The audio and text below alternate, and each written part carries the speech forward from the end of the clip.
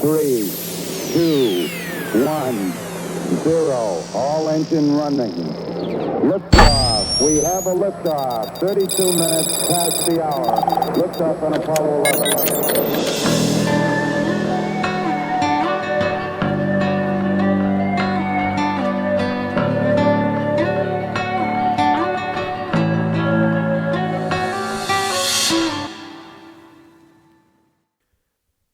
All right, welcome to Roots of Reality. I'm your host, Ben Baumann, and today I'm going to be talking about the history of attacking democracy. So when it comes to this idea of democracy, it is something that can be easily taken for granted because many people fail to realize just how many ways there are to undermine it in order to get rid of it by an opportunist. And this is something that's happened many times throughout history around the world.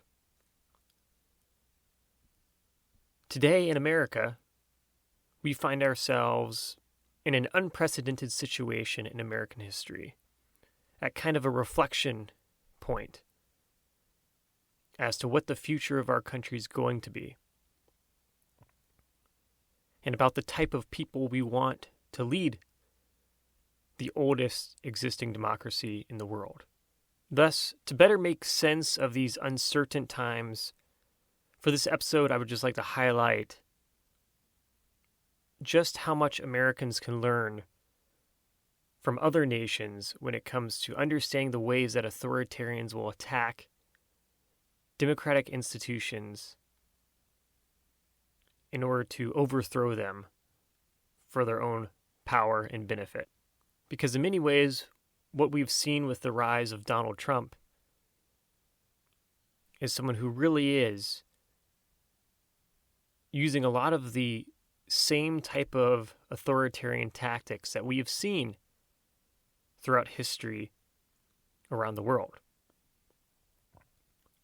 So now I'm going to go through the different just aspects of how one can go about attacking democracy, give a historical example, and then compare that historical example to what we've seen from Donald Trump to understand the similarities and differences and to better make sense of what we face as a society today with an election coming up in only a few days that could dramatically change the future of American history. So the first major way that I'm going to point out that someone can attack a democracy is by casting doubt on elections and refusing to accept the results if you lose. For instance, in 2006, the Italian Prime Minister Silvio Berlusconi would do this after losing his re-election bid. He would then challenge the results in court and promote false claims of voter fraud, but would later lose and resign. And even prior to this, for example, he had served as prime minister before in the 1990s and was convicted of fraud and corruption. But these convictions were overturned later. However, Berlusconi would make a political comeback and get elected prime minister again in 2008, despite his past troubles with the law and trying to overturn the election results in 2006. Additionally, the Italian parliament would pass a law in 2008 granting the prime minister immunity from prosecution. But by 2009, Berlusconi became involved in sex scandals, and the court would overturn the previous ruling, making it once again possible for a prime minister to be persecuted for crimes. And by 2011, Berlusconi would lose control of parliament and resign and be found guilty of tax fraud. In 2012, though, he would once again make a comeback and get elected into Italian parliament, but would be convicted of illegally going after a political rival, as well as soliciting sex from a minor, and was then banned from serving in parliament for 5 years. Before once again returning to parliament in 2019, where he would serve in parliament until his death in 2023, having never become prime minister again. Thus, that's a lot to wrap your head around when it comes to political comebacks and just the number of scandals that Berlusconi went through as the Italian prime minister. But what I want to point out most, though, is just how similar Berlusconi is to Donald Trump, because their similarities are really striking. Berlusconi, like Trump, was a billionaire businessman who tried to overturn the election results when he lost.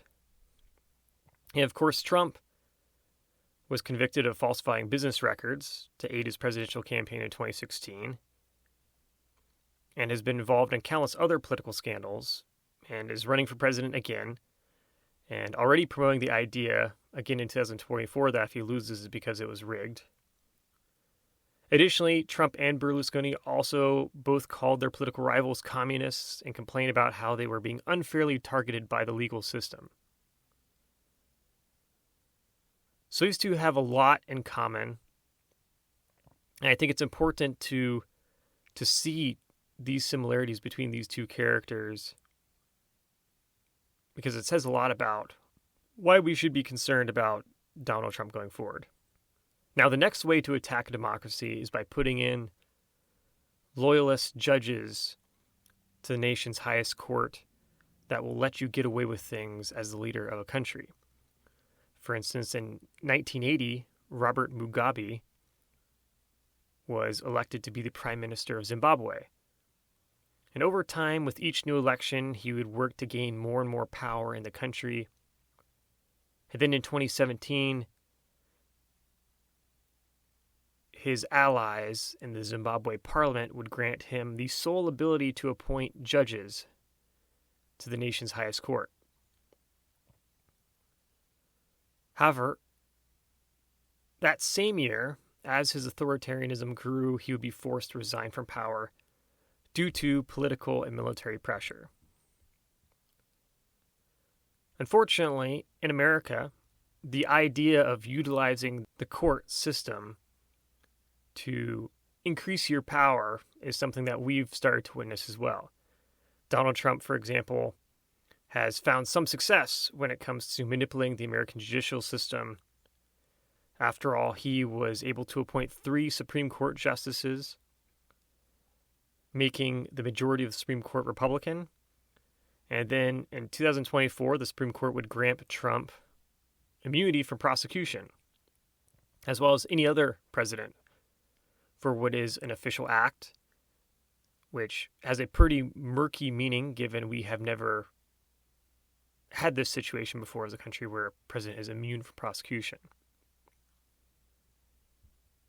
Now, another way to attack a democracy is by attacking the free press. For example, in 1998, Hugo Chavez was elected to be the president of Venezuela. And as his presidency went on, he became more and more upset by the media that criticized him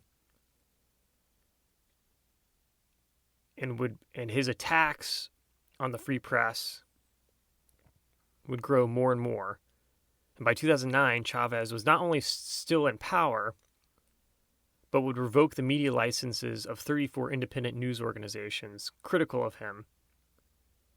And by the end of his rule, Venezuela in 2013 was one of the worst nations in the world when it came to free press environments. And Chavez would rule the country until his death in 2013.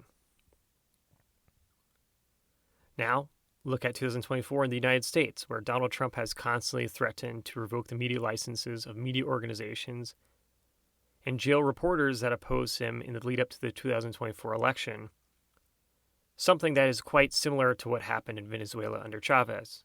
So now, on to the next way of attacking democracy, which is targeting your political opponents. For instance, in 2018, the Brazilian president Jair Bolsonaro threatened to jail his political opponents, and in a similar fashion to Trump in 2020. In 2022, he refused to accept that he lost the Brazilian election and tried to overturn the election results, and also would inspire an attack on Brazilian government by his followers. As a result, Bolsonaro has been banned from running for office for 8 years. So now looking at Trump. Trump, of course, has talked about jailing his political opponent since 2016, when he claimed that he would jail Hillary Clinton. And also, interestingly, to point out, Bolsonaro has endorsed Trump in 2024 to become president of the United States. And then there is the idea of creating a cult of personality of yourself as a way of attacking democracy. By promoting this idea that your country can't function without you being the ruler, and even going as far as promoting the idea that you were chosen by God to lead the nation. One prominent historical example of this comes from Haitian President Francois Duvalier, who was known for promoting the idea that he was the father of Haiti and chosen by God to lead. In fact, he even had a picture of himself with Jesus kind of having his hands on his shoulders, kind of highlighting this image of being chosen by God. And in 1964, he made himself president for life as he secured more and more power after being elected president in 1957.